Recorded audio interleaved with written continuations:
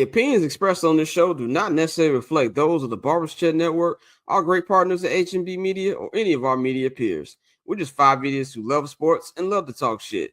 If you're offended easily, then this show isn't for you. And for those of you who aren't offended easily, sit back, relax, and enjoy the show. Remember, it's only entertainment.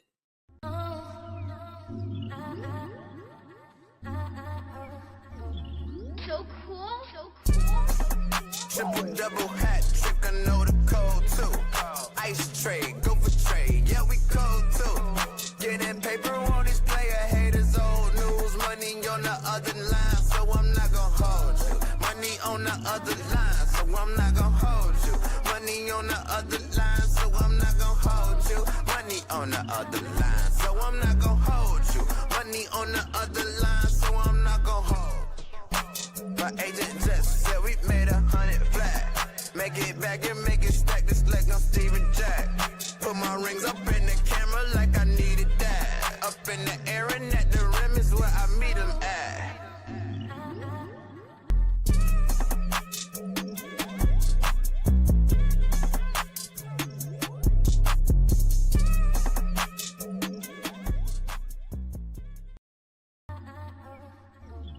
So cool. Triple double hat trick, I know the code too. Ice trade, go for trade, yeah we cold too. Getting paper on these player haters, old news, money on the other line, so I'm not gonna hold you. Money on the other line, so I'm not gonna hold you. Money on the other line, so I'm not gonna hold you. Money on the other line, so I'm not gonna. What is going on, ladies and gentlemen? Welcome back to another edition of I'm Not Gonna Hold You, man. I am your host, Scott Lewis, and it is Monday, June 16th, 2025, man. Welcome to the best show out there, man. You know to follow me on all social media platforms at Barberchair Scott. Follow the Barber's Chair at Barber's Chair Co. on all social media platforms, as well as our partners, H&B Media, and at H&B Media TV on Twitter, and at H&B Media on Instagram. And while you're on Instagram, follow the page of our show, I'm Not Gonna Hold You, at INGHY Show, and also subscribe to our Patreon, patreon.com/Barbers Chat Network, man. We've got whole bunch of different tiers for you, man. We've got the Summer Sessions tier where you get the world's most inconsistent podcast. You can get that on there. You got the 79th and Hallis tier, which we're going to be doing exclusive Patreon only all-season pods starting in the month of July. We're going to be doing one each month in there, so check that out. And we also have the I'm Not Gonna Hold You tier. All three of those tiers are $5 each. But if you get the Barber's Chair All Access tier, which is $10, and you get everything, you all get 20% off your first order at the Barbershop Network shop. That is bcnetshop.com. Get your t-shirts, get your hats. It's hot outside, man. Get you something to rock while out there.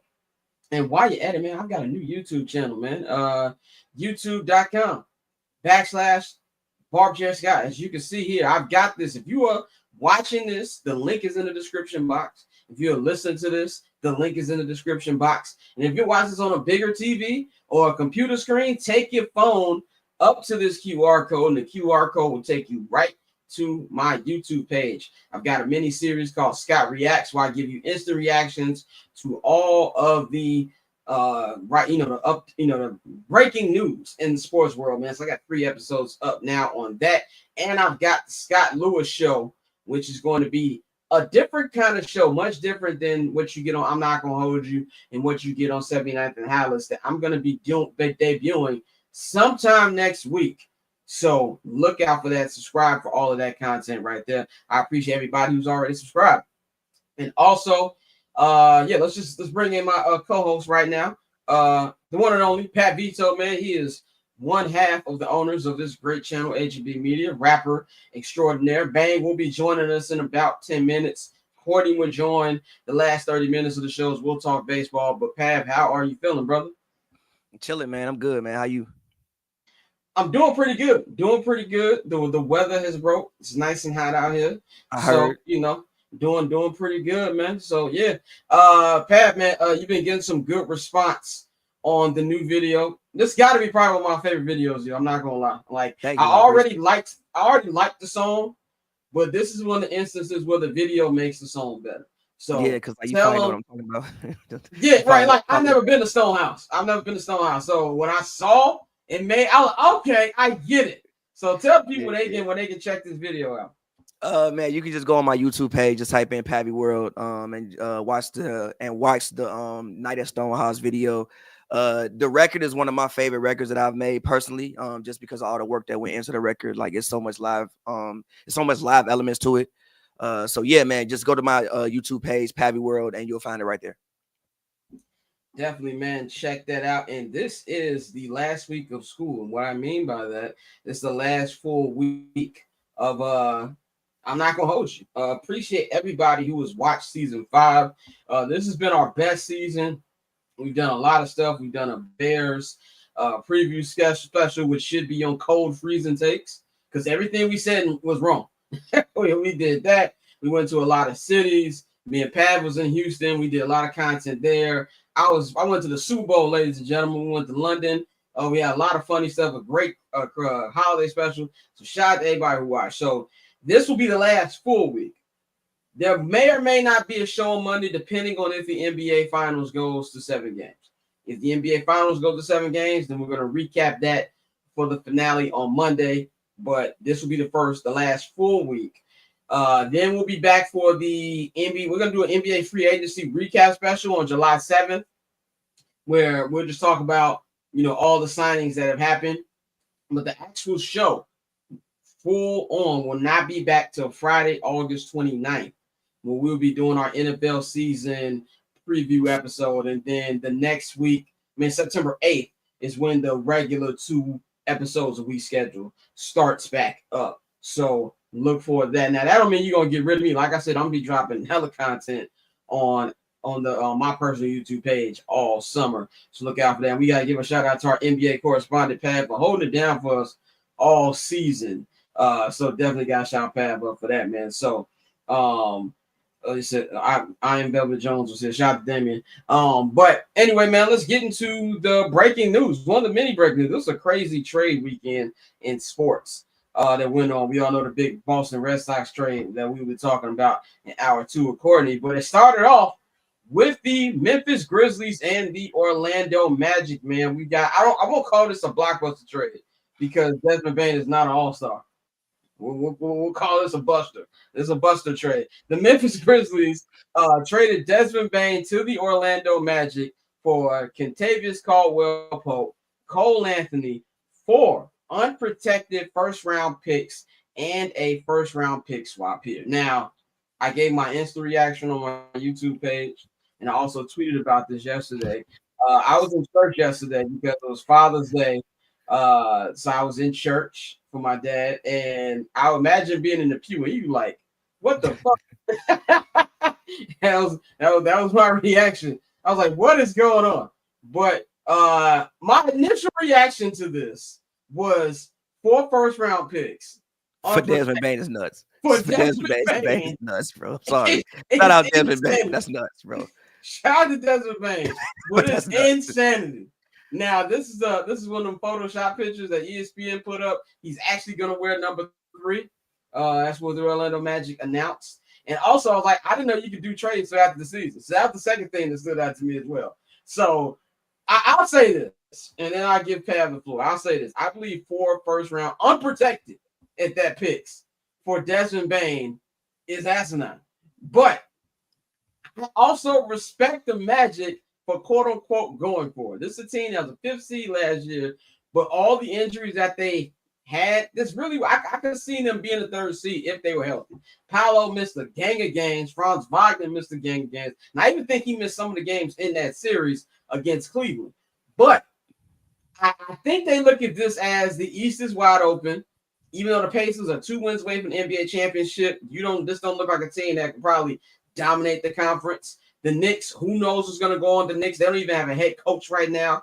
What's that roster going to look like next year? The Boston Celtics, you can pretty much take them out of it as far as winning the championship because Jason Tatum's going to miss all of next season. What's going to go on with Cleveland? There's been rumors that they're going to get rid of Darius Garland. So they're saying, let's take this time and add a guy who's as good as Desmond Bane. So I respect the fight. I respect the shot.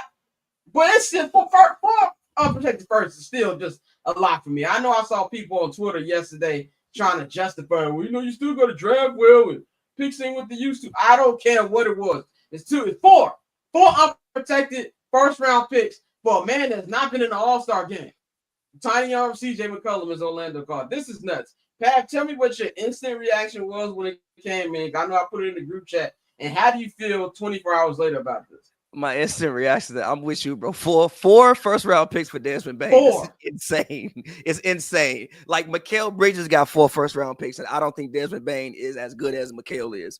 Me personally. Exactly. So I think it's nuts. But again, I do respect. Like I'm completely with you. I respect what the Magic are doing, right? Like obviously Boston is pretty much, God bless Boston. You look at Indiana, even if they do win, nobody thinks Indiana is going to be a team that's, I could be wrong. I've been doubting the Pacers the whole time, but I don't think Indiana is going to be a team that's going to be a powerhouse in the conference. Milwaukee, Dame is hurt. He's going to be out next year as well. So, like, there's really, when you look at, if I'm the Magic, I look at the Pacers and think to myself, why can't I be them next season? So I do respect what they did. Obviously, Desmond Bane is good.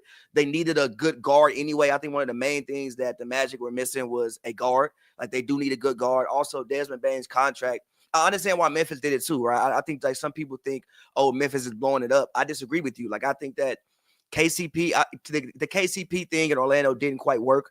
But I think KCP in Memphis, one, he's a 2-time champion. He's a veteran. He can bring something to that team. Like, I think he could kind of bring what they lost when they let Dylan Brooks go. I think KCP can kind of bring some of that. And don't forget about Cole Anthony, bro. Like, Cole Anthony is a guy who, I mean, he is a guy that I think in the right spot could be in 6-man of the year type conversations.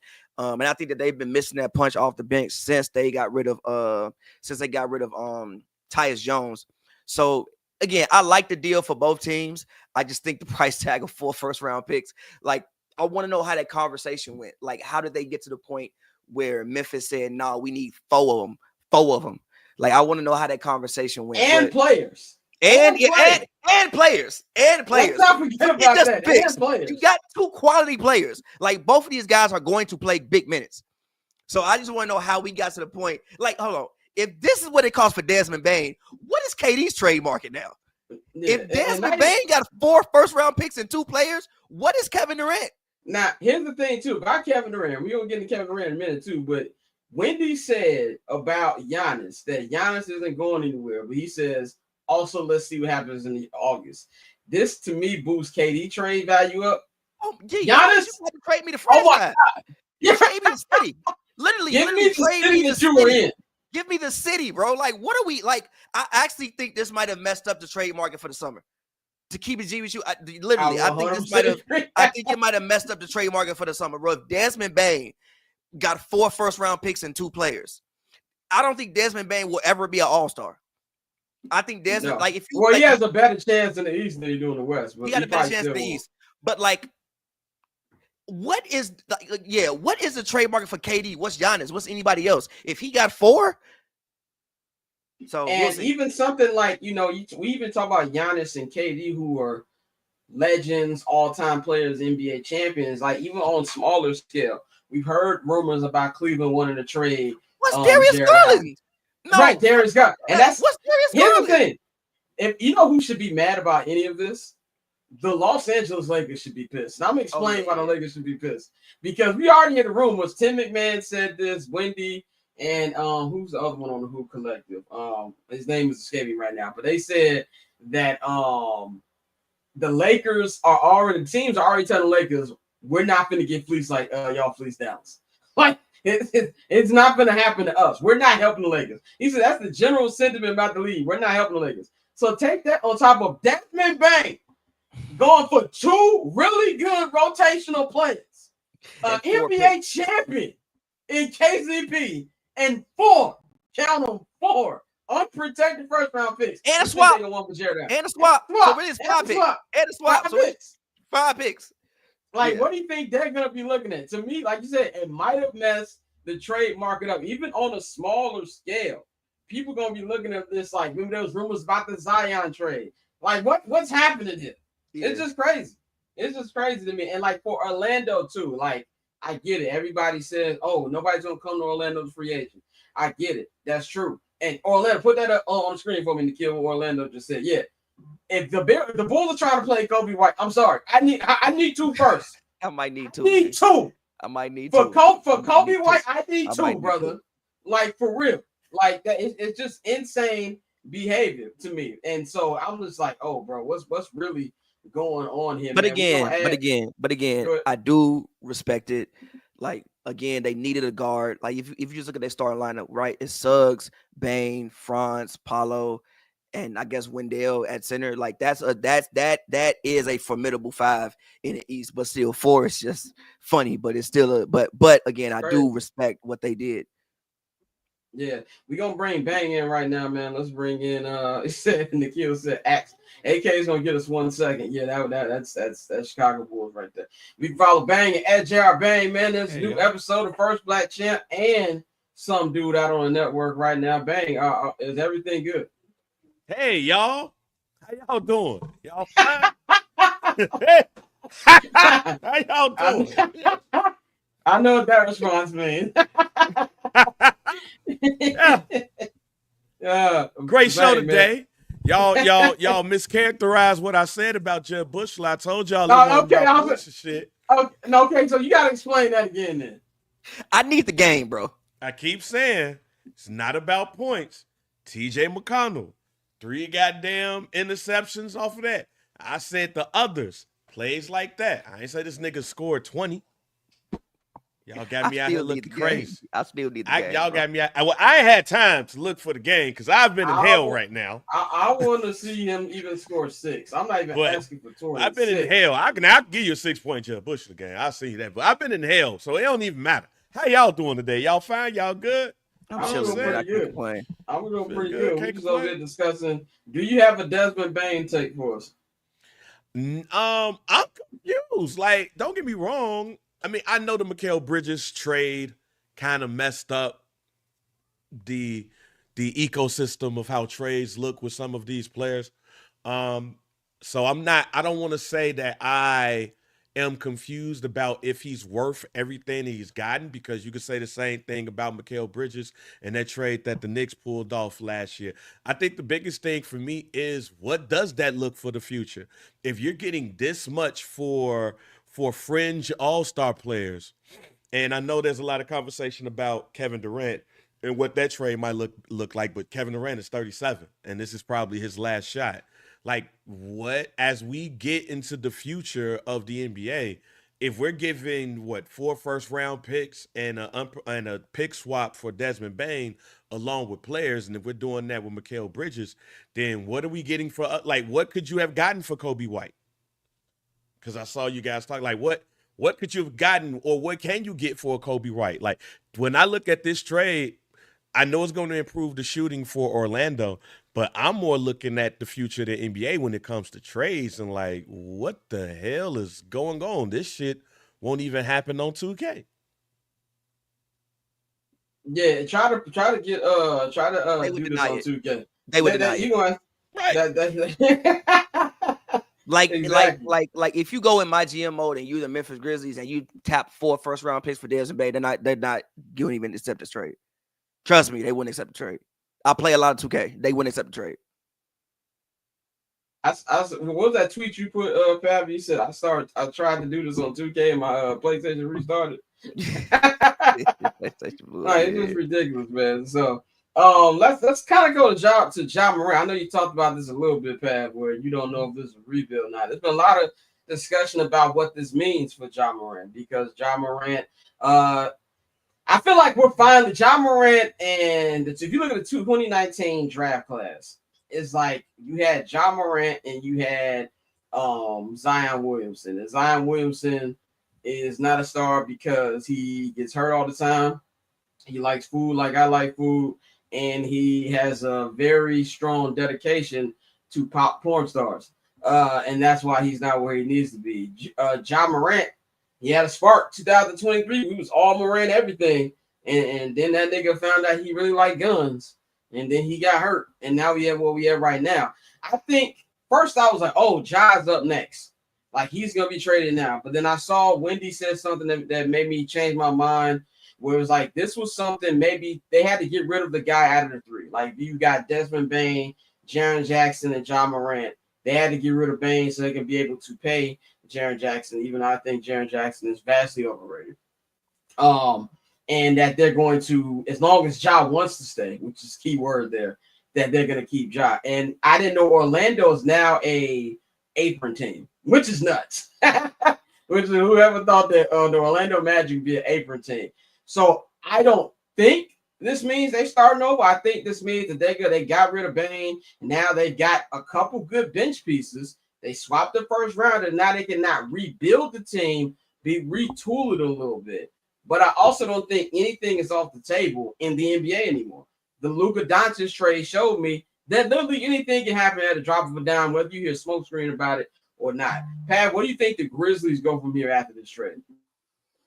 I mean, the thing about trading Ja is, right, like, Ja means so much, to that city and to that franchise, right? I think we also have to remember that the NBA is also a business.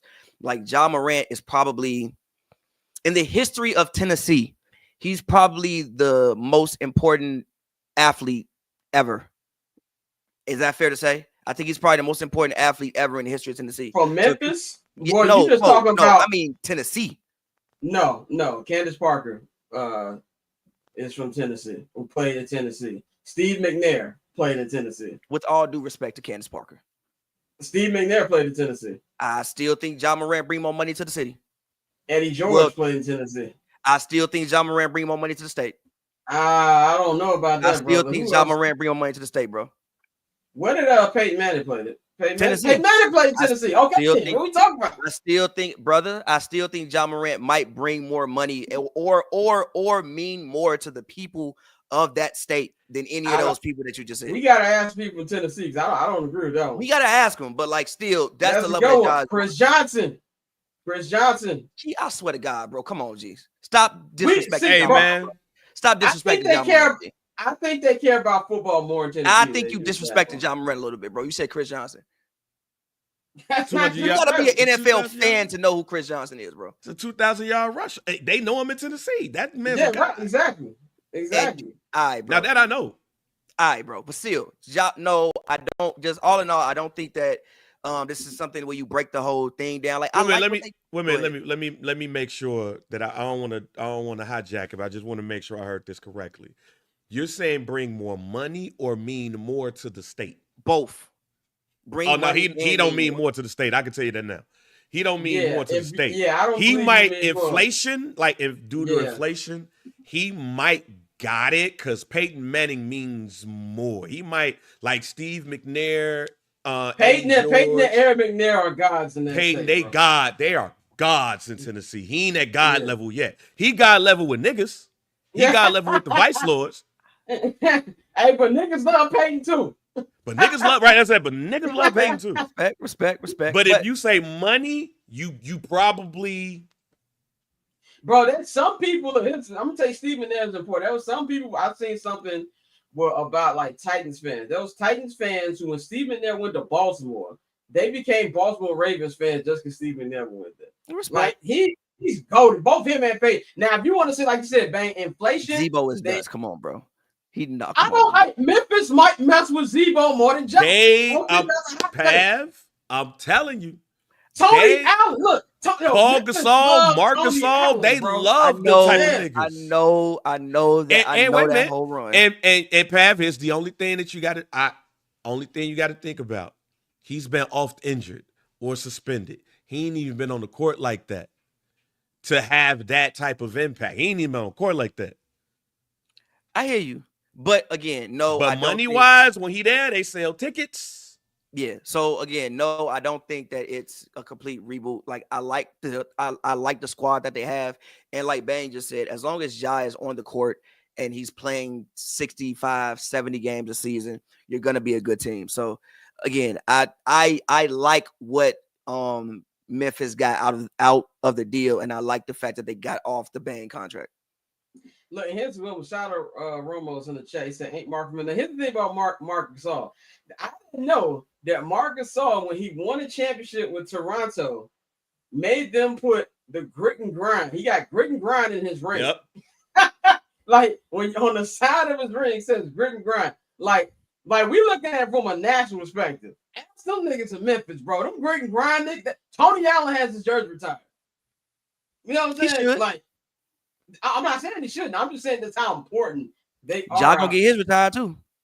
It's up for debate. If he stays on, yes. If he stays on, not if that nigga get traded this summer. Off season, he's not getting his jersey retired. That's fair. If he can trade this all season, no. If he's there long term, 100%. But if he can trade this summer, no, nigga, they not. Because they will tell his Katie got Bane's ass to get the fuck up out of here.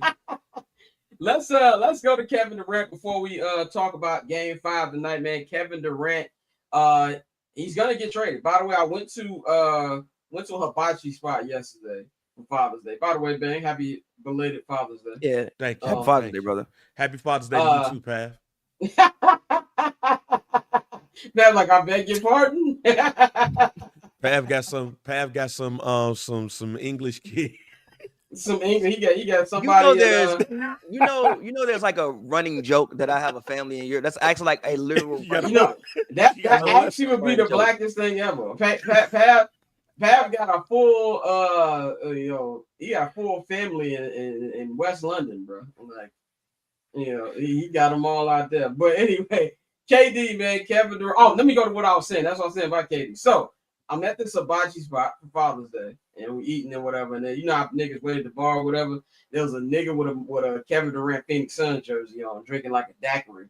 And I was like, does he know that this is not going to be a good jersey in a couple weeks? But Kevin Durant, man, he announced this week, Shams tweeted it out, that he has 3 teams that are preferred trade destinations for him. That is the Miami Heat, that is the San Antonio Spurs, and that is the Houston Rockets.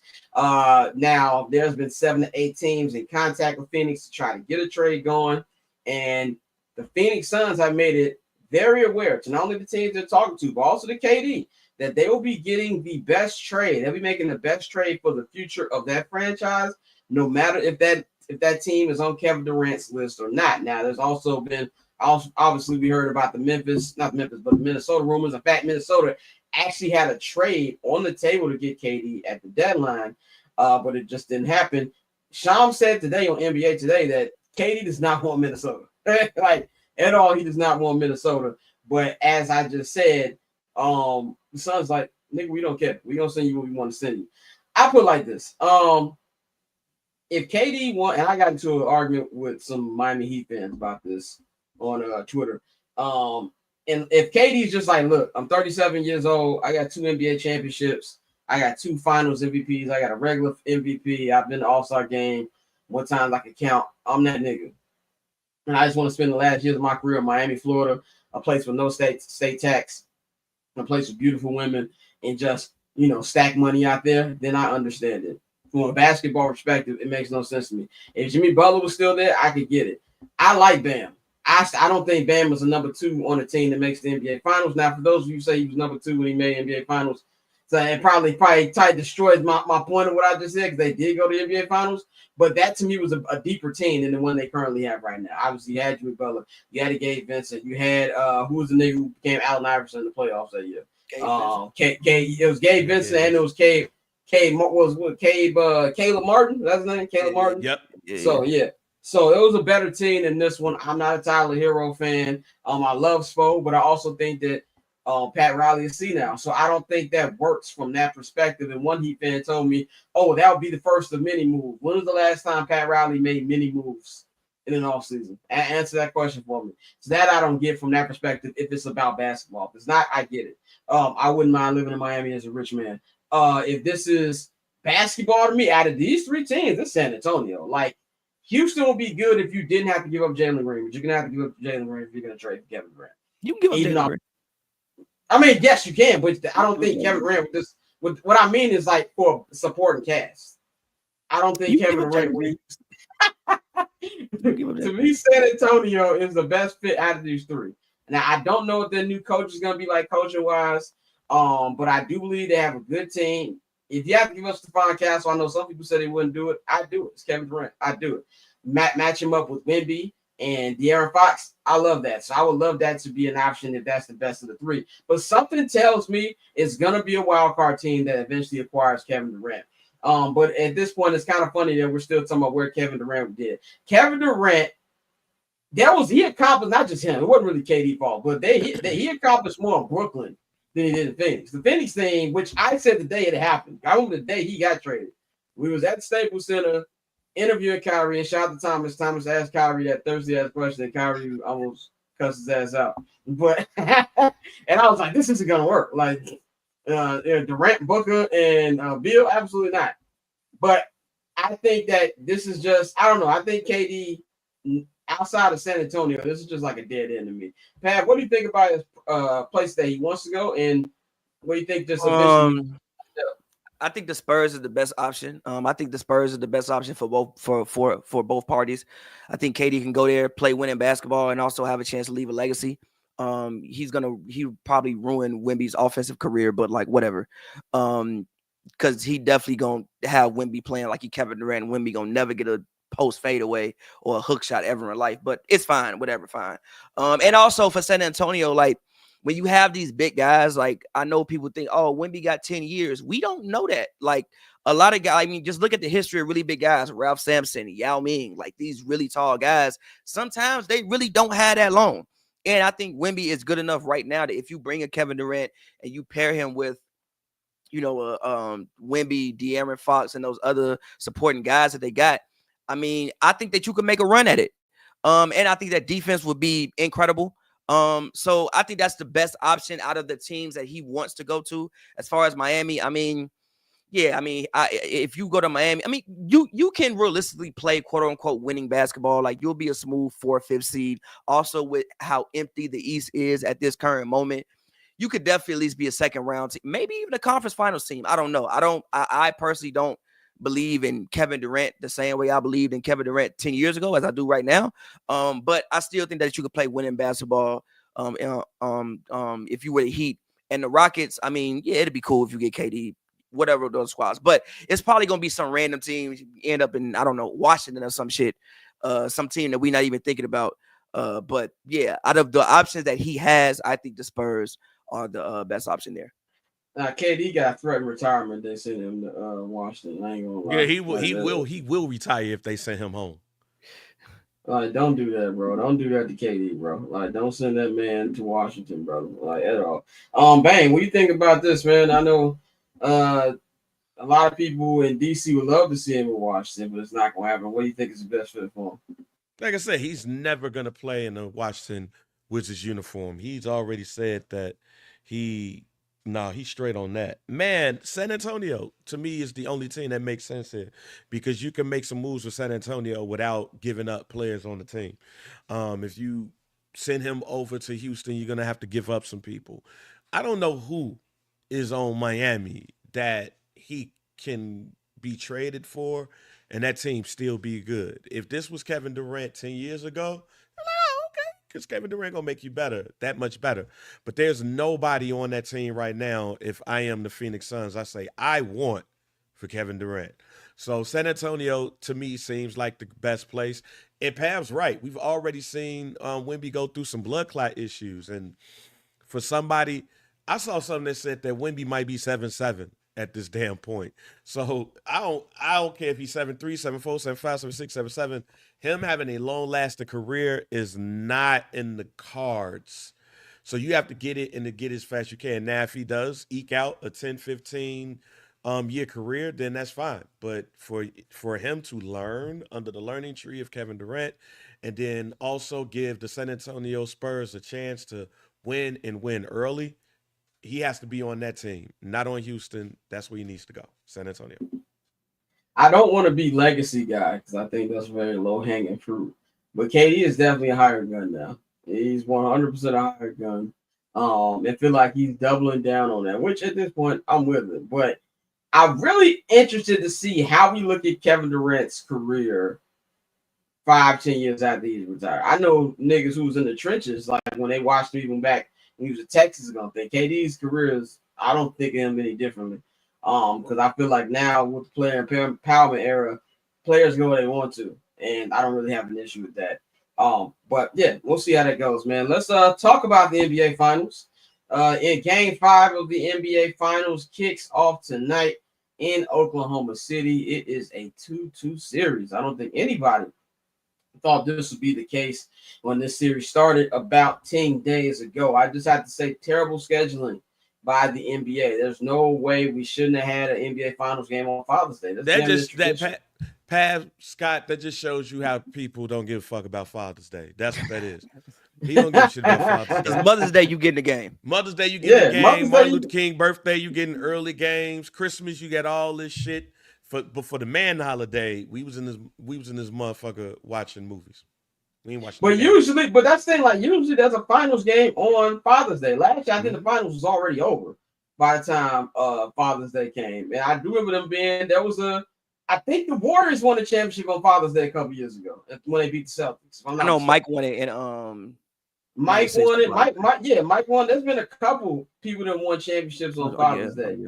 So I was like, terrible scheduling by the NBA. By the way, NBA also now are going to air what's called the starting lineups. It's like we're bullying Adam Silver for shit he should have been doing. Like it's whatever. But anyway, Game 5 tonight is a 2-2 series, best of 3, with the OKC Thunder snatching the home court advantage back. Game 4, in my opinion, was probably the best game of this series.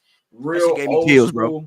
Yeah, I ain't gonna lie, bro. I was like, this is the basketball I love, right? It gave me chills, bro. I ain't gonna lie to you, G. It gave me chills, dog. That was a great game, bro. It was a great game front to back. You can see, I think RJ said himself, these teams don't like each other now. It's been almost 2 weeks. Nick was squabbling. Luke Dort was coming out to cut like a linebacker. And that game winning midi fadeaway by Shea. I had a tear. And I got chills, bro. I got chills, bro.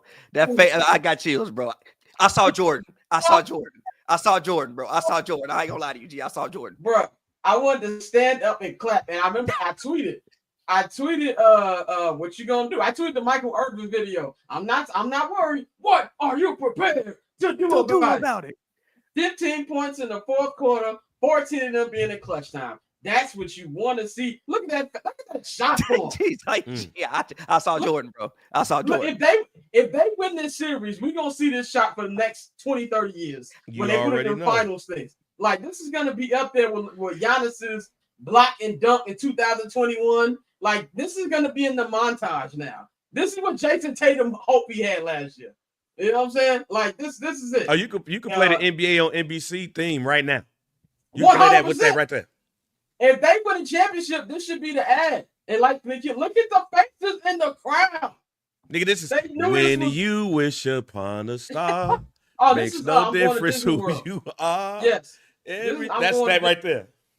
I want the Thunder to win just so we can immortalize this picture. Like, this is beautiful, man. So my first question here, because I personally feel this way. By the way, do not move Father's Day to October 26th. Because I plan on having kids one day, and I don't want to share my birthday with Father's Day. So no, let's not do that. So, but my question is, did the Pacers blow their shot? Because they had a double-digit lead at the end of the third quarter, and they started doing what the Pacers like to do, and it's play stupid basketball. Then it was 6-point lead heading into the fourth quarter, and we already know what the Thunder did in this. Pat, do you think that the Pacers blew it, or do you think they got a chance to win tonight? I mean, I think so. I think they did blow it. I think that, again, I've been saying the whole time, I think the Thunder are going to win because they have the best team. I think that Rick Carlisle has been doing one hell of a coaching job. But at a certain point in time, I think usually most times it comes down to the players on the court. And also, I think that OKC found something like late there in that fourth quarter. There was a play where Shea kind of caught the ball where Mike would catch the ball in like a triangle. And I felt like once he started getting to his spots, like, because Shea's not Steph, he's not Dame, he's not going to go out there and shoot, 65 step back threes. That's not him. He got to get to his spots and you got to work with it like that. But I felt like he found a way to get to his spots better. And I think that they just found something in that fourth quarter. And they're going home 2-2 series. I personally think the Pacers kind of blew it, but I could be wrong. Who knows, man? Like, this Pacers team has been defying the odds this whole playoff run. It was still one game. At the end of the day, both teams got a game at the other person's crib. So, like, now the series starts, right? Best out of 3. So we'll see. But in my personal opinion, I think they did. But again, the Pacers have been defying the odds this whole Defying playoff logic, run. yeah. So we'll see. Yeah, I'm with you on that one. Like, I think they blew it, but like you said, they've been defying logic all postseason. Like, they weren't supposed to be here, and they have a very resilient. They back up. They bounce back really quickly. But like it's kind of like what you just said. This Thunder team. This is the second year in a row in the NBA where we've seen the team just be the best team in the league front to back all season, and that's just really what it is. I feel like in the last couple minutes of the fourth quarter, the Thunder said, "We're not going, bro. Like this is." They not showed gonna me end something, this- bro. Like they say, like Yeah. they showed me something, bro. Like this whole team, for the most part, outside of Alex Caruso and Harkenstein, is pretty much under 25 years old. I mean, Chet, Yeah. even being injured the way he was, like he sprained his ankle. You saw And some funny what- thing with Shea. Gotta give Chet some love Yeah, because he had some key buckets in the early and the end of that third quarter that kept them afloat because it was almost danger time. Like they were teetering on this being a 15, 17 point lead. facts. And Chet got like 6 very important points after me shitting on him last week. So I got to give him love for that. Continue what you were saying. Facts. Yeah. So this like whole team showed me something. Like, so if they, and just that game 4 and the game 4 in Denver as well, the Denver game 4, when I thought that they were gonna go down 3-1, it looked like when I think Denver went up like 10, and I want to say the third quarter, and the Thunder were able to win that game. That game and this game, if they can win the championship, will be the games for this playoff run that really, really like stuck out to me. So big ups to the Thunder, regardless, because I think the Pacers are even a more veteran-laid team, even though they do have some young guys and guys that haven't been there. Still, they have guys who have been in the league longer and, in theory, have been in And some more clutch championship moments. experience. Yes, Yeah, like and on the Thunder. and also Benedict Mathurin, you will crumble. I saw that shit. Oh my God! Like, oh my God! Like, I saw that shit. Bro. No. Once he missed that first free throw, look at his eyes. I'm like, oh yeah, he's not making any more. You know what easy. it was? I've been doing a 30 for 30 rewatch. This was like on Nick Anderson. Not even Nick Anderson. Nick Anderson was wild. He let the city down there. Talk about Gilbert Arenas? I damn near didn't want to even claim Nick Anderson from Chicago no more with that. But what I'm talking about is in that that Spike Lee, Reggie Miller 30-30. Remember what did Mark Jackson say? I looked in his eyes and he wanted No parts of the free throws. No parts of those free throws. No parts of the free throws. No, 4 points he just left on in a close game. It's like a 1-point game. And he then missed four fouled. free throws. No. Fuck Yeah. the free throws. Then fouled twice, I think, if I'm not mistaken. Before the ball was even thrown in, if I'm not mistaken. Terrible, bro. Terrible. Bane, do you think the Pacers blew it? Not yet. Because as I know I picked the Pacers to win that game, but I picked it because I'm like, this shit's crazy.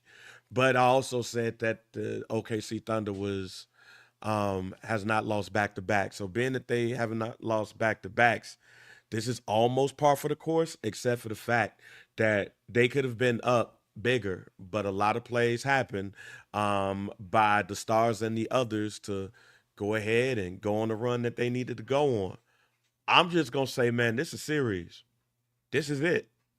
This series is better than what we thought. Well, this series is better than what I thought. This series is better than what a lot of people thought because they was like, oh, 2 small market teams. And now you're looking at this as a best of 3. A best of 3.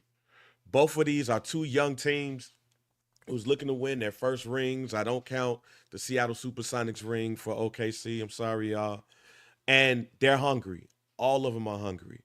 So I don't want to say they're done. I'm just saying that this is for people who are Rocky fans. This is round 13 or they started early. It's like round 5.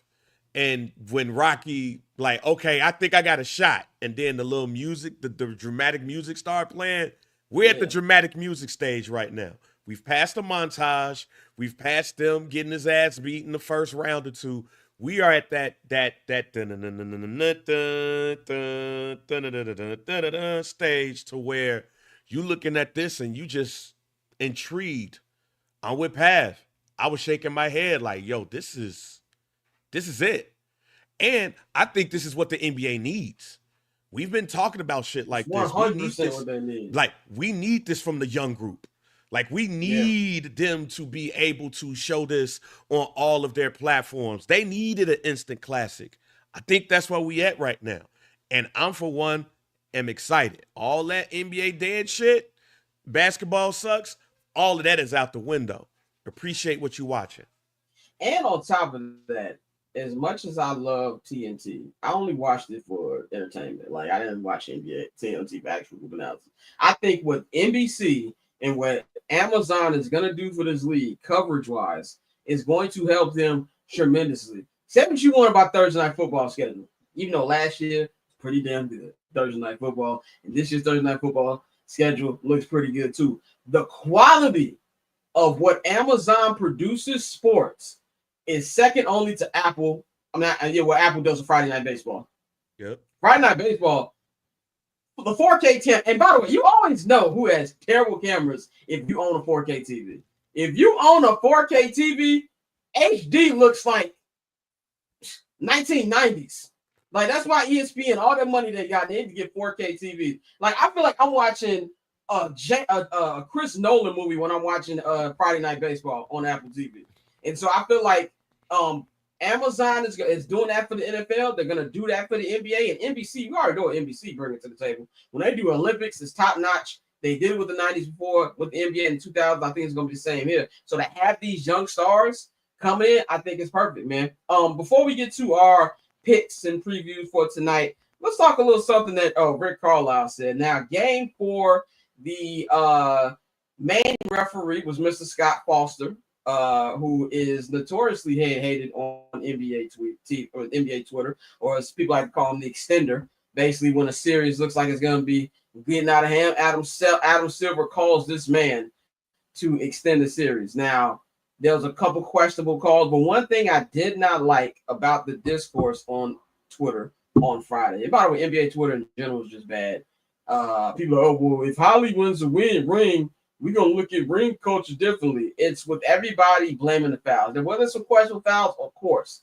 But if you saw that beautiful shot that Shai Gilgeous-Alexander had, and you talking about some push-off, you don't like ball.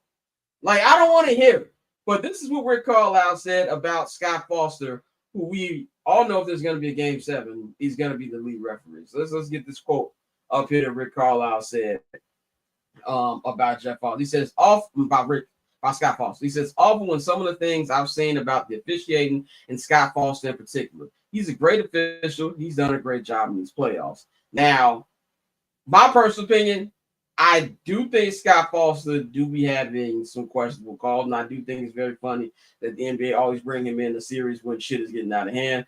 But overall, I don't feel like this is something where it's a screw job. Pat, what do you think about Scott Foster? And what do you think about people complaining about foul calls in the series? I mean, I think Scott Foster gets I don't want to say he gets a bad rap, but I think he gets a bad rap, especially for his situation with Chris Paul. That's probably the most, like, we probably wouldn't even know who's, like, I don't think we know that many officials' names besides, who was the old guy who retired? Joey Crawford. Joey Crawford, like, we know, that's Tim Duncan and Spurs. Yeah. We know Joey Crawford. We know Scott Foster, but a lot of the reasons why we know officials is like their beef with players or certain teams. So I feel like that's why Big Gucci. Yes, and Gucci, because he like Gucci Man. Bro. But in game 4, I didn't really see an issue. He was at like, the crib. Gucci ref was at the crib on Saturday too. Hilarious. He was at the St. Randolph. Hilarious. He was? That's funny as hell.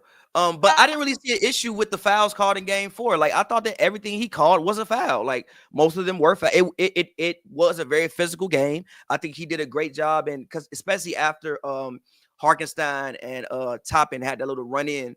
Like, you know, usually when you have a little scuffle, they try to call the game a little bit more closer just to make sure like fights and things of that nature don't happen. So I thought it was a very physical game. I thought he called the game well. And the play on Shai, it wasn't a foul. If you go back and look at it, the reason why both of them tripped was because Neesmith tripped over his foot.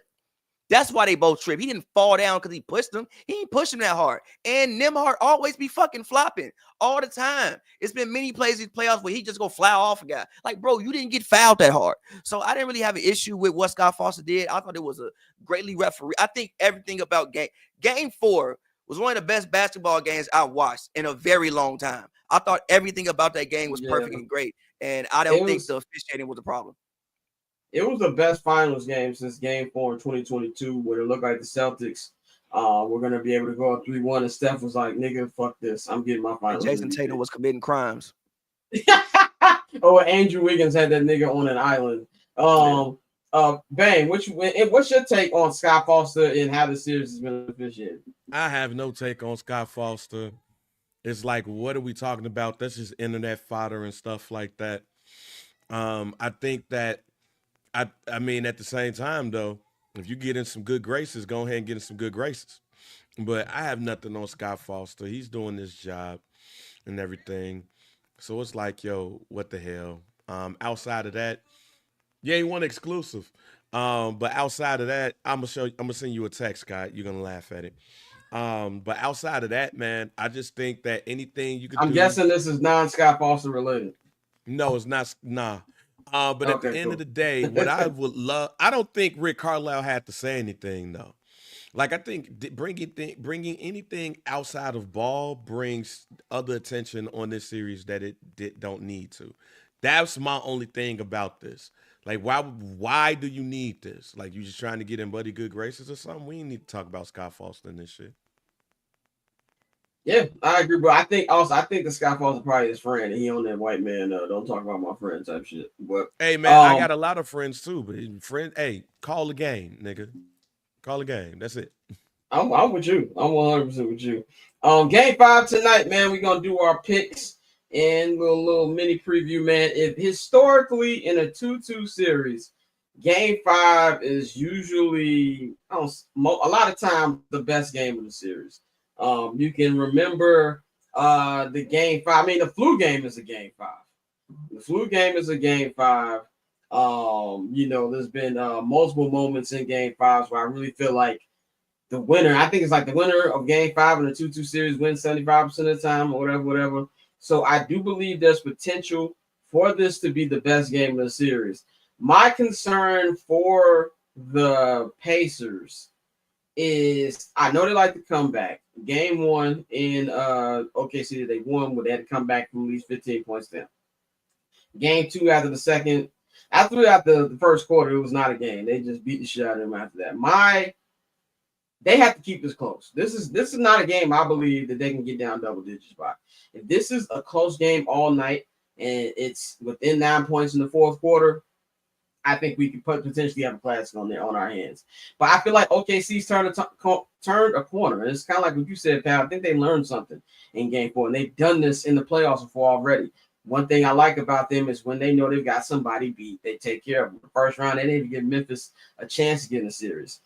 Second round, when it looks like it was dark against Denver and they're going to be down 3-1, they stormed back to tie the series and won a big Game 5. And they did lose Game 6 and went to Game 7, but the way they did that was the same thing. Western Conference Finals, they were able to really put a stronghold up on Minnesota when Minnesota thought they were going to be able to tie the series. And I just feel like tonight, I think it's going to be a decent game. I don't think it's going to be a blowout or nothing, but I do think that the Thunder are going to win by double digits tonight. And I think you're going to see this is going to be one of them group games from OKC where it's like they're just hitting on all cylinders. So I'm going to go OKC by 10 tonight. That's where I'm going to go. Pat, how you got this one going? Yeah, I'm gonna go OKC. Like you just said, I think they learned something. I think they figured out something. I think they figured out how to get Shea better looks. I also think that they just realized one of the ways getting better looks is getting them hard the hell off him. And I think he was getting better looks once Neesmith was on him. And again, OKC is back at home. So yeah, I'm going OKC, man. I think OKC takes care of business. And I think that Mark Daigneault gives us a performance tonight. I think your coach got to get you one game, and I think that the third and the fourth quarter, well, really the fourth quarter of Game 4 will set up Game 5, and I think Mark Daigneault will have his night tonight. Somebody said that Mark Daigneault looked like Lane Kiffin, and now I can't get that out of my head. That's funny too. He dope to do. Bang, you talking about Jud Bush the game. You said home team, the bench players, but who's having a Jud Bush the game today on OKC and who wins? Man, shit, I don't think they're gonna need that one on this one. I agree with you. In fact, I think tonight's game is going to be a double-digit win. I think the Pacers, and I'll just throw it out there next too. I think the Pacers is going to have a double-digit win. I don't think we're going to see people really like dug in until Game 7. But I got OKC by like 11. Shea is going to have one of those games again. And Jalen Williams is going to have one of those games again. And Chet is going to chip in where he needs to chip in. I don't think the others are going to really have the biggest effect because I think that they're going to come in at home and really show why they are the OKC Thunder. And that's you said it's going to set. I'm with you. I with everything you just said. Since we won't be on the air until after Game 6, this is going 7, people. I truly believe this is going 7, and I'm with you. I think the Pacers go home. They serve home court, and they win by double digits. And we are going to be watching Sunday night Game 7 NBA Finals. We ain't had a Game 7 in NBA Finals in almost 10 years since the Cavaliers' iconic comeback against the Golden State. Can you believe I still haven't watched that full game yet. Well, I mean, no. I'll be real, front to back. You know, I still haven't watched the full game front to back again because I just want to remember it how I remembered it. Front to back, top 5 basketball game I've watched in my life. Again, I know, and I just want to remember it how I remember it. I don't even want to see it again. That's how much you like the game. You don't want to see it again. I rewatched it during quarantine. That was an excellent ball game. The last 5 minutes of that game was great because both teams were gassed. And it was just about who has more fortitude. Like, that's really what it was about. So we have not had a Game 7 NBA Finals almost since then. First of all, that almost being 10 years ago. What the fuck? It's nuts. What the fuck? It's insane, bro. Anyway, whatever, yo. Whatever. Like, I think the anniversary of the day has been 6 years since the Raptors won. Like, come on. It's crazy, man. So, but Pat, will it be a Game 7? I say no, bro. I'm going Thunder in 6, bro. I think the Pacers, again, I could be wrong, and the Pacers have been defying the odds all playoffs. But I think they tweaked. I think they needed that 3-1. I think they needed that 3-1 lead. I think the Thunder figured out something. I think we go to 6, bro. Would not that would show you that they're a good team. So we'll see that, man. But Pav, man, glad you could join us. If there's a Game 7, we'll have you on to recap that. But thank you for joining us all season, being our NBA correspondent. Bang, you get the rest of the afternoon off because Courtney's about to join us. We're gonna talk a little baseball. And we gonna, unless you want to talk. I cheated y'all. I ain't been you are free to come join us and talk about Rafael Devers getting traded to San Francisco. And I want to stick around for that because I got some questions. Okay, all right, perfect. Bang is gonna stick around for baseball. We got baseball Bang coming up, man. So Pav, let them know they can follow you at everything that's going on. As always, man, y'all can follow me at Pavy World. That's everyone on the internet at Pavy World. Go check out the Bachelor Dirt. It's out right now. Pavverse.com. You can find everything over there. So, yeah. Yes, sir, Pav. We're going to holler at you. And we will be taking a 1-minute break. On the other side, Courtney will be pulling up. Bang is going to stay. And we're going to talk a little bit of baseball. We talked about a big trade with Orlando getting Desmond Bane. This is a massive trade. The Boston Red Sox ruined all of their fans' Father's Day weekend by trading Rafael Devers to the San Francisco Giants. We're going to talk about that. What does that mean for the trade deadline in MLB coming up? And Shohei Ohtani, after 2-year absence, returns to the mound at Chavez Ravine in Los Angeles. How long is he going to pitch? What's that going to look like? We'll be right back on I'm Not Going to Hold You. So cool. Triple double hat trick, I know the code too. Ice trade, go for trade, yeah, we cold too. Getting paper on these player haters, old news. Money on the other line, so I'm not gonna hold you. Money on the other line, so I'm not gonna hold you. Money on the other line, so I'm not gonna hold you. Money on the other line, so I'm not gonna. And we back at it. By the way, Bang, I just want to say from here on out, I will no longer just assume that you don't want to be on the baseball segment. I will ask you ahead of time. Because of work reasons. You're in it now. No, wait a minute. Because of work reasons, I felt like I cheated the show, but I do got some questions on this trade. I'm happy to engage. When I tell you I have been thinking about this nonstop since it happened. Honestly, I thought it was like fake. I was like, did somebody get hacked? Because there's no way, regardless of what happened and what went down with Rafi during spring training and in season with not wanting to switch positions, it just makes no sense to me for the Red Sox. And we're gonna get into it, but it's just, yeah, it's something that obviously not to the level of Luka, just because obviously Luka's a much bigger star than Rafi is in Major League Baseball, but damn, what a crazy trade. And by the way, that is Courtney Collabro. You can follow her at 1-800-Collabro on all social media platforms. She is 1/4 of the High and Outside podcast, man, which you can check out each and every Friday on the Barbershop Network, man. Courtney, how you feeling? I'm feeling fantastic. Again, I have spent the last 24 hours since the announcement was made just trying to figure out, like trying to spin it, even though I'm not a fan of either team, especially not the Giants. Just trying to figure out how this makes sense for Boston. And the only explanation that I've really been able to come to is the obvious one. The first one it's a salary dump, right? The deal was signed that Rafael Devers signed that extension for what, $350 million for like 12 years or something. That was signed under the last leadership group in Boston. Again, same ownership, but was signed with the last GM, Chaim Bloom. And, I guess they felt no loyalty. They, meaning Chief Baseball Officer Craig Breslow, I guess felt no loyalty to keep him around. So, yeah, just for me, it reads as a salary dump. But the timing of it is just incredibly auspicious. The fact that he wasn't shopped around to other organizations is just really an indicator of, I heard someone say it, I can't remember. I think it might actually have been, Ken Rosenthal. I really just think it's ego that made this, that allowed for this trade to happen.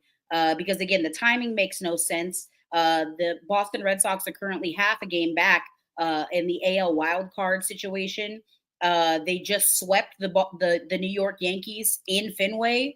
So at a time where we should be focusing on, the Red Sox making up some ground in that American League East race against the Yankees, catching up on the Blue Jays. Now we're obviously talking about the Red Sox quite literally losing their best player, their franchise, their face of their franchise. They just shipped him off to an NL West contender. Yeah, that was a couple things. One, I saw one Red Sox fan said, "No team lets you down more than the Boston Red Sox," and that's a very privileged tweet. I mean, for sure. Yeah, in their defense, they're not wrong. Since the no, they're wrong. There's another Sox. No, got that wears black and white. Nothing about what the White Sox have done in their history, right? With very few exceptions, have proven that they have any desire to field a legitimately competitive winning team. The Red Sox, on the other hand, have done that. But it's just, it's disappointing to see. And it's a lot of teams are doing this, and they're not the only ones, that you win and then you dismantle the team for parts. Mookie Betts and the Red Sox weren't exactly eye to eye.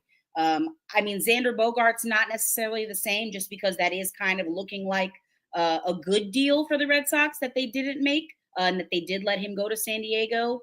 But letting Rafael Devers go is just, in my opinion, inexcusable. They have no one to blame but themselves.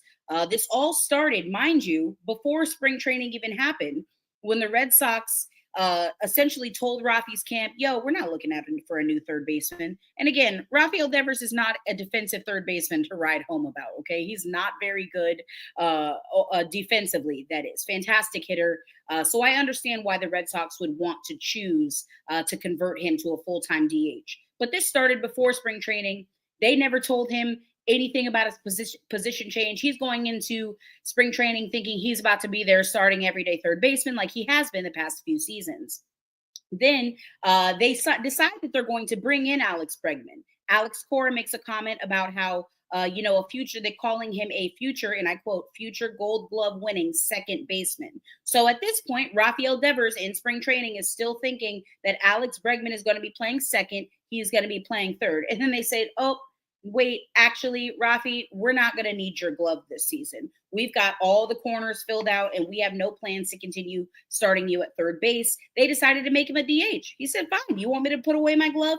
I'm going to put away my glove.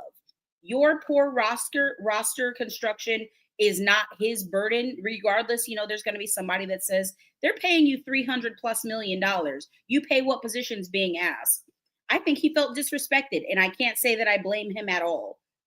This idea that one can just start taking reps at a new role mid-season after already being converted to another new role, that being DH, in this one, in that division, and two, in Major League Baseball as a whole, is crazy, especially knowing the defensive metrics that he has. So yeah, I think everybody felt a little disrespected, including John Henry, the owner of the Red Sox, who flew down to Kansas City for a private meeting with Rafi when the Tristan Casas news came out that he was injured and he was done for the season, and they wanted him to be a team player and just, again, we're paying you all this money, can you suck it up and play first base? Again, we don't really have any reports on what exactly came out of that meeting, but we know the result. The result was that he said no, he wasn't playing first base, and I guess they decided, yeah, we're done with you, and this is a good way to dump that money that they probably didn't want to spend anyway, if I'm keeping it a buck, because the Red Sox really haven't proven themselves worthy of wanting to pay anybody. That's a perfect segue to what I was going to say. Before we get to what I want to pull up, let me just say the details of this trade. So Boston sent Rafael Devers to the San Francisco Giants for left-handed starter Kyle Harrison, right-hander Jordan Hicks, outfit prospect James Tibbs, and another prospect. The Red Sox will not send any money over to cover the remaining of the $250 million plus on Devers' contract. The Giants will play a lot of that, play the rest of that. Now, according to you saying like the Giants haven't shown, not the Giants, but Red Sox haven't shown something that they're going to spend money at. It's conspiracy time. Nikhil, throw that up on me for me. I'm going to give you a footy comparison. So, those of you, something that's being discussed right now. Yeah, shout out to Bill Simmons. For a lot of people who don't know, the Boston Red Sox are owned by John Henry and the Fenway Group, who also own the current Premier League champions, Liverpool Football Club. Now, Liverpool just won a championship, and they are spending $150 million on Florian Wirtz, who is a young midfielder who has potential to be a dangerous midfielder, one of the best players in the Premier League. And this is a record for Liverpool spending. And Liverpool really don't spend a lot of money. They're really homegrown and things like that. Didn't even do nothing last summer. And so this is something that Bill Simmons, who is a Boston fan, has been talking about for a minute. And maybe because one thing people don't know, in soccer, there's no salary cap. So the money they're spending on players is their actual liquid cash. Did they get rid of Rafael Devers to pay to get this kid and build on the already championship team they've got in Liverpool? This is something that I don't think is just conspiracy. I think there's some actual facts to this. There is fire. Right, exactly. And if you look at a lot of these owners, American owners who also run soccer teams, it's really on how they depend. Like even I root for Arsenal. They're owned by Stan Kroenke, who owns the Los Angeles Rams. The Rams are money laundering front. And I feel like Arsenal, these niggas have meetings about how much they're going to spend. They don't do that in LA. So it's kind of the same thing here with this team, which is it's got the computers puking here. But I'll say this about the actual trade. Yeah. This is something I'll say about the actual trade here, though. He said, this Bill Simmons said, can't wait for the Rafael Devers for 5 prospects trade. That's next. Let's keep cutting those rosters so you can sell the Red Sox and redirect the money to Vegas NBA Stadium with LeBron. This is in December 8, 2022. And by the way, LeBron James is part of the Fenway Group also, for those of you who do not know. I do know when Liverpool won a championship, LeBron and Maverick were the first ones to tweet the thing out. Congratulations. And I do notice that uninterrupted cameras was at the Liverpool parade. So all this stuff is connected. Everything's connected here. So I think for the Red Sox, I understand Red Sox fans have every reason to be pissed off. You just saw this 5 years ago with Mookie Betts. We've seen how it's gone. Mookie Betts has become an even bigger star in Los Angeles. He's won 2 more World Series, and he's one of the few players in Major League Baseball who has 3 rings. And It really felt like the Red Sox were finally going in the right direction post Mookie trade. I don't know if Courtney, I don't know if you watched the Clubhouse on Netflix. I mean, yeah. But again, the Red Sox, though, Scott, have really only had, I think, 2 or 3 winning seasons since that 2018 World Series. It's been spooky hours. And like you said, you kind of looked like they were trending in the right direction with the acquisitions of Garrett Crochet. And now you have Jarren Duran. And now you're starting to call up all the prospects. And now it almost kind of seems like they're back at square one. You're essentially relying on these prospects. And by prospects, I'm referring to the big 3, Christian Campbell, Roman Anthony, and Marcelo Meyer. You're essentially relying on these 3 guys to put the team on their back, which is incredibly unfair, right? Like, yes, I know Christian just got that extension, paying players early, which is another topic for another day. But you're literally putting the team on the backs of these kids, which is so unfair. It's so unfair. And I know, you work hard to get to that position, but it's inexcusable. And again, something I want to make note of because it's important. Alex Bregman has an opt-out at the end of this season. He can very, very, very key point right there.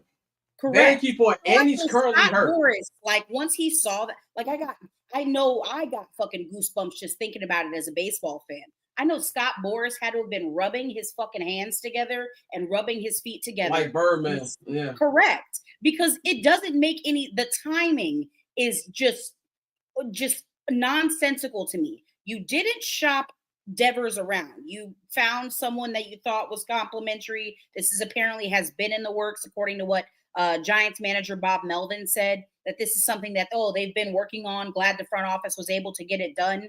The timing doesn't make sense. Again, they're very much in the American League wildcard race. Arguably, one could argue that they might have still been in the AL East race. But they were definitely still in the AL wildcard race. So that timing doesn't make sense. So wait a minute. Bang got questions. What's up, Bang? Bang, Courtney's got answers. What's up? So if I heard y'all correctly, they did not shop Devers around. Yes, correct. There were rumors that they might have talked and had discussions with Atlanta. But Jeff Passan, Major League Baseball's lead authority, essentially, shut that down and dismissed it, as did Ken Rosenthal. He basically dismissed all of those reports, saying that this was basically a solely Giants and Sox-led deal. So when you look at the prospects and the players that comes back in this deal, it's not even. I'll tell you that, Bang. It's not even. It's not even. Yeah, these ain't no top flight prospects. Right, that's what I'm saying. Like you look Jordan at Hicks is the closer that came back in the deal.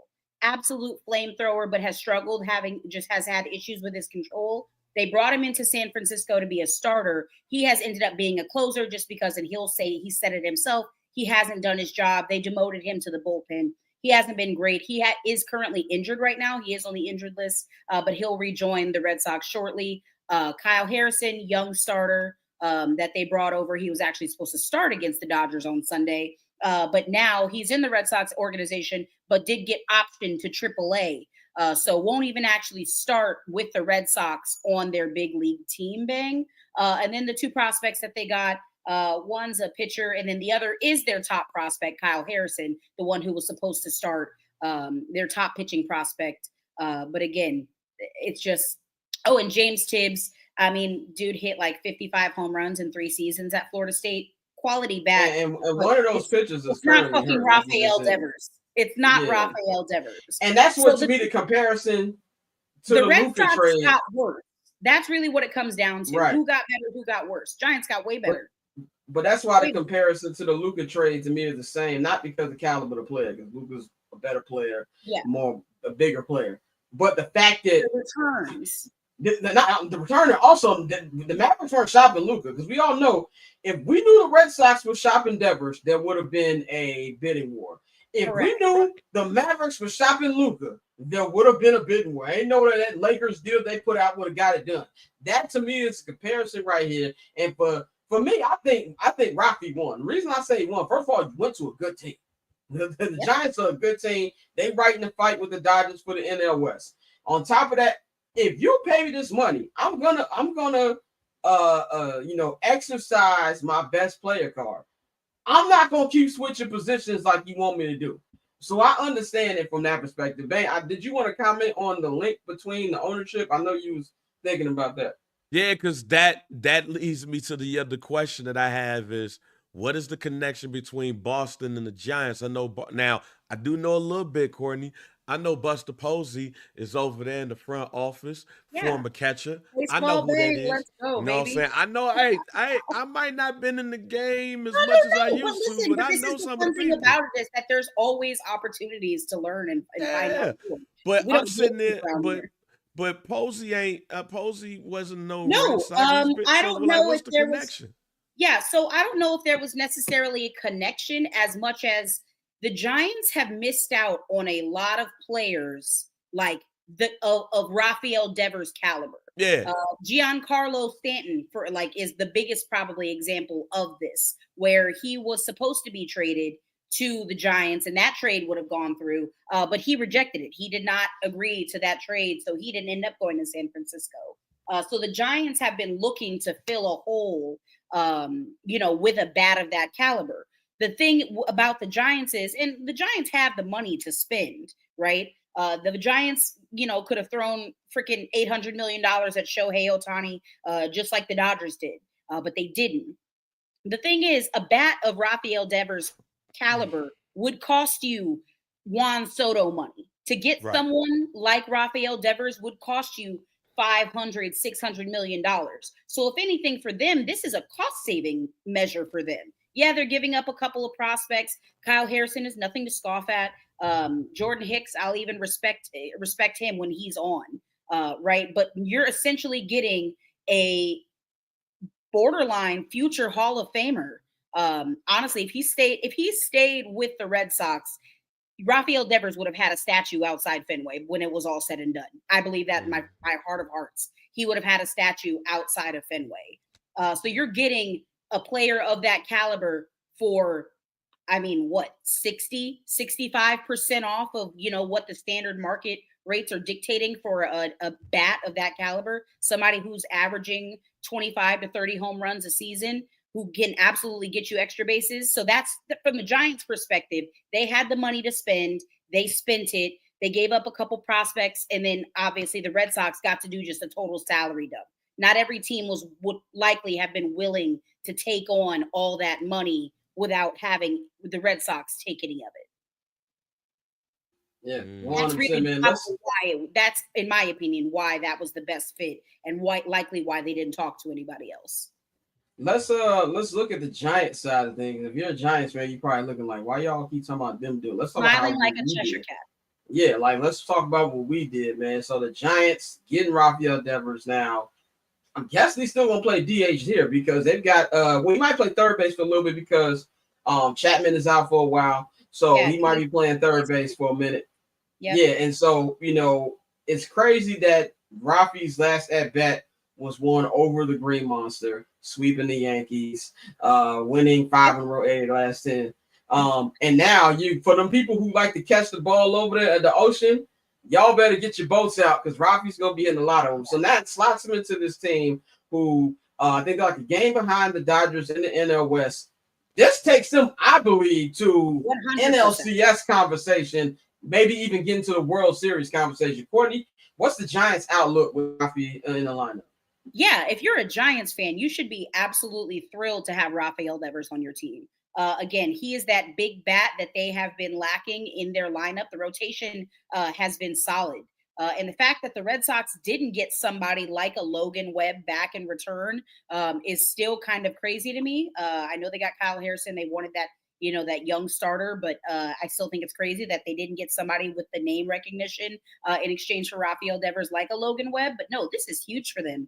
And I think even beyond playing third base, and this is going to sound really crazy when I say it, I think there's a real possibility that he could, and again, they said, and by they, I mean the Giants ownership and Buster Posey and Zach Manesian said that they were going to have talks with Rafael Devers once they were finally able to sit down to talk to him about, his willingness to possibly play other positions, including first base.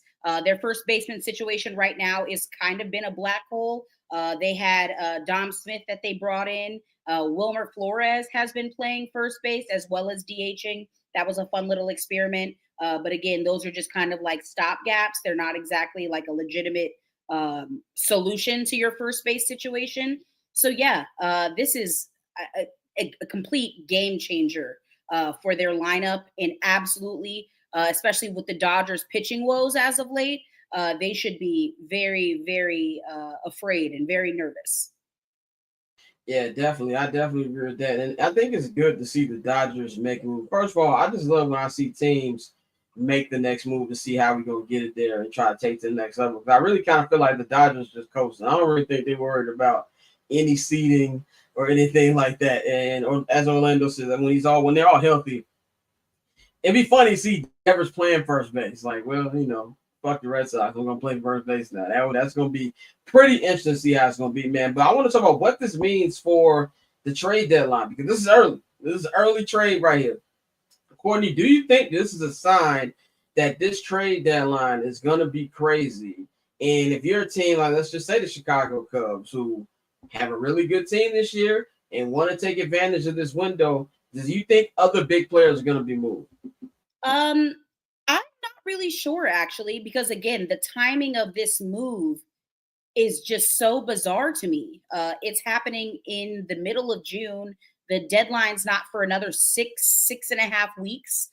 So the timing of it really kind of screws with everything. Also, again, you have to think about what the deadline might look for the Red Sox. Alex Bregman is really holding all the cards here. The Red Sox could very well end up being sellers just because, and that could really end up being the big deadline issue. And the big trade deadline splash is trading Alex Bregman because he wants to opt out at the end of 2025. That being said, there are still a lot of teams in contention for wild card slots. That's why the timing of this is just so bizarre to me. You could try to explain it to me as many times as you want. I'll never understand it. You might have to explain it to me like I'm 5, maybe, for it to click for me. But no, there's not going to be a ton of sellers at the deadline. That's really what it's feeling like. I feel like everybody is stacking up because they feel like they can contend, especially now at this point in the season. It doesn't really feel like anyone is out of it. But I hate to say it, I'm very likely wrong, but I don't think I am. I think this is the kiss of death for the Red Sox in this 2025 season. And I say that as someone who had the Red Sox going to the World Series as my preseason pick for the American League. Oh, it's 100% cooked. Like, even forget the aspect of taking your best bat out the lineup, morale-wise, and the message that you're sending to your fan base after the weekend that I don't like, even though that rivalry has severely cooled down since 2004, sweeping the Yankees, and Aaron Judge went 1 for 11 in that series. And Rafi's raking, you feeling good, like, oh, we a half game out of the third wild card spot, and there's 2 teams in front of us that we can 100% pass. Like, and then to have this, that kills them right there. And it's just kind of what Orlando said. If I'm the Chicago Cubs, it's not about Jed Hoyer to me. Jed Hoyer can only do what his boss allows him to do. You got to take advantage of this, because Kyle Tucker is going to be a very paid man this winter, and I don't believe it's going to be with the Cubs. Tom Ricketts has better things. Yeah, Tom Ricketts has better things to do with his money, like win some Nebraska congressional races and donate to some tax. So I would maybe, if I'm a Cubs fan, I don't know, just maybe be prepared. Whoa. So wait a minute. Just be prepared. This is why I love this. Because they might say, hey, we're doing well enough. We have Javier Assad that's coming back. Like, I'm just saying, Fun fact in the kill just. Oh. Fun fact in the kill just put in the chat. Tom Ricketts tried to buy Chelsea a few years ago, which would have been hilarious for both teams. Go ahead, man. So Kyle Tucker, who you just traded one of your top prospects to get, and I know he wants bread too. I was seeing like he could be a $500 million man. Oh no, the contract, the talks started 500 million. That's right. Yeah, Start saying 5. as if he keeps playing like he is, he could very easily talk himself into So 550, 570. So between him, Shorty, who Mama was on who was on Rookie of the Pico Year. Armstrong. Yep. You know what I'm saying? Yeah. And the Cubs are doing that. I would say they're overachieving right now. 100%. Yeah, definitely. They got I think they got the best record in the National League. Don't they? One of the top two. One of it. Yeah. You were saying, Bang? You mean to tell me that the Ricketts family could be like, all right, cool, and let Buddy ass walk? Yeah, the Ricketts are cheap. The Ricketts won that championship in 2016 and said, okay. I've got it in my notes somewhere, but the contract that the highest contract that the Ricketts family and the Cubs have given out to anybody was, if I'm not mistaken, to Dansby Swanson, and that was what, like 250, 260. Was it 250? He played outcast when he comes up to bat. That's Dansby Swanson. Oh, I'm so sorry. I was too rich for my blood. It was only 170. Yeah, it wasn't 250. Right. I was about to say it wasn't 250. Yeah, it's a little high, but I wasn't sure. But again, 250 is what Correa got, right? But if anything, that's making my point. They haven't proven themselves reliable in being able to spend that kind of money. And I can't say that I'd necessarily blame them in not wanting to give Kyle Tucker, $500 million, especially not when you could use, you could pay somebody 300 and then, I don't know, spend that on improving the rest of your team. There's so much reliance on minor league talent and, we got some dudes in Iowa. Man, fuck all that. I'm not trying to hear that. No matter what you say about prospects, nothing will ever beat out proven talent. And again, that's what's so freaking frustrating for me with that Red Sox move. You can put all this faith into your prospects, into Anthony and Meyer and all these dudes all you want. But man, until they have proven that they can do what Rafael Devers does on a consistent basis, I will never believe in trading proven big league talent for prospects.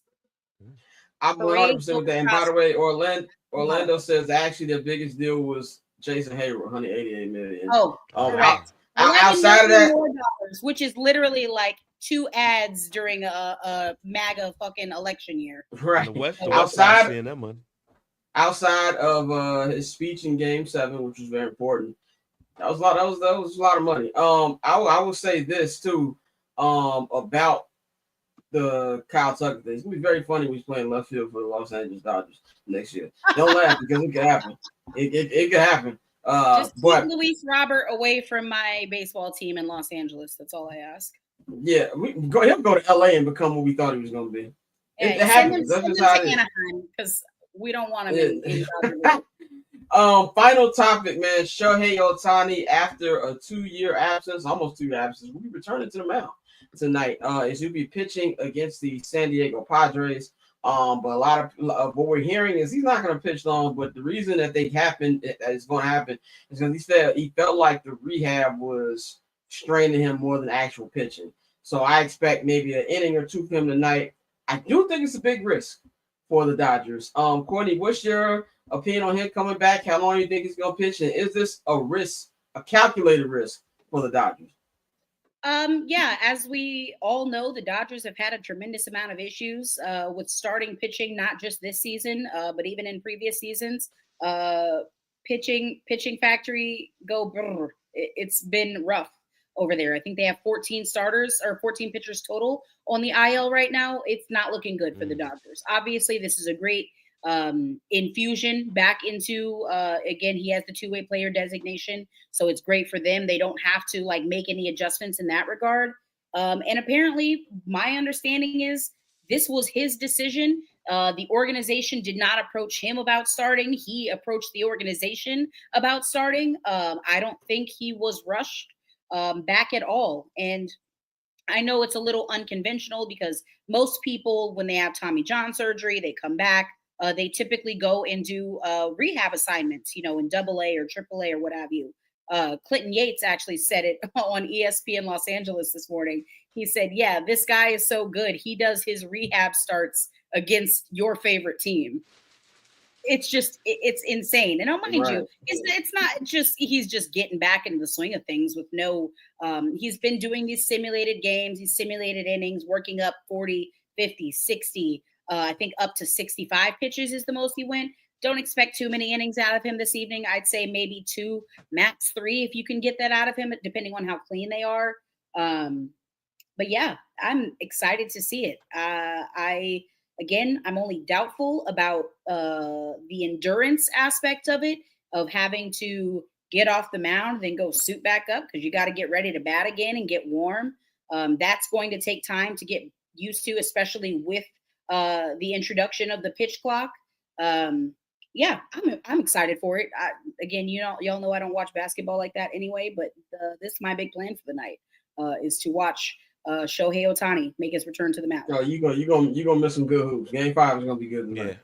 Yeah. You missing some good hoops on that one. You let me send me a text. Let me know how it's going. Bang, anything before we wrap up? What is the risk? Like, he tore. He had to have Tommy John surgery. Yeah. But So his so what is the risk? Ulcerative UCL. Yeah. His UCL was cooked, and that was he had surgery in September 2023. Again, the Dodgers, in spite of all of the injuries that they do have, and that's another discussion for another day, getting into spin rates and the torque that sort of thing puts on elbows and all that jazz. But they do have access to some of the best doctors, sports doctors, elbow doctors in the world. Dr. Neil Atrachet literally crosses over multiple sports, works with NBA stars, with NFL players. Like, this is someone who is the best of the best. And if he says Shohei is ready to go, and more importantly, if Shohei says he's ready to go and put me out there, hey, you're getting paid $800 million. Let's see it. Nikhil just asked a question in the comments about how often is he going to pitch now? So they're working him back up. There is no game plan that I can see that they're going to have him out there every 3, 4, 5 days, whatever. Again, right now the plan is just for him to be an opener. There is no plan on the periphery about him being a starter yet and getting worked back into the rotation every 5 days. But yeah, definitely I will keep you posted, Nikhil, and I will obviously I think the earliest he's back in the rotation is like late August, September. Yeah. Well, keep in mind, you're still slowly working their way back. You have Glass now who's working his way back. Snell, who are both making their way back.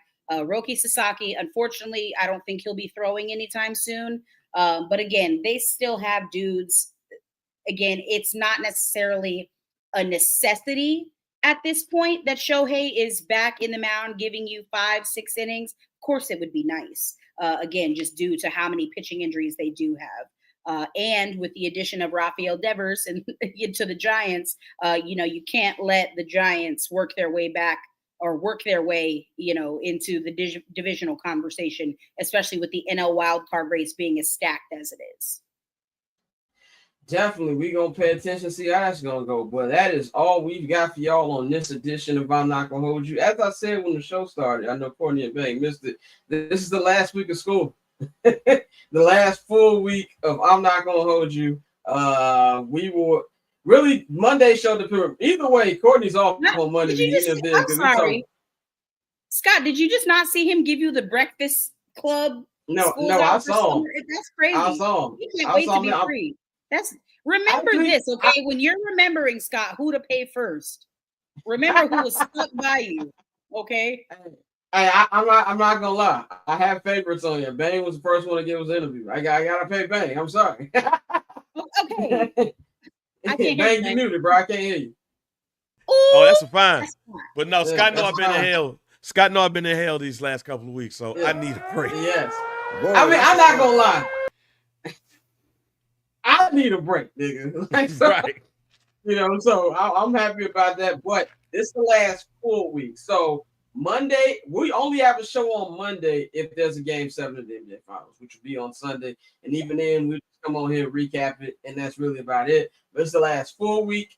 We're gonna do a NBA free agency recap July 7th, but the show won't be back until Friday, August 29th, when we will be doing our NFL preview show, and then September 8th we'll be back to our full-time twice a week schedule. This has been a very, very fun season. We'll do all that on the final episode, but I'm going to be uploading content on my new YouTube page all the time, which you can subscribe to right now. Mm-hmm. You can listen to this on the podcast feed, or if you are watching this on your phone, the link is in the description box. If you watch this on a big TV, you can take your phone up to the screen, scan the QR code, and it'll take you right to my YouTube page. I've got a YouTube show on there called Scott Reacts, where I give my instant reactions to all the big news in sports. Those episodes are no longer than 15 minutes. I've got 3 of them up right now. And I'm going to be debuting a new show called The Scott Lewis Show sometime next week.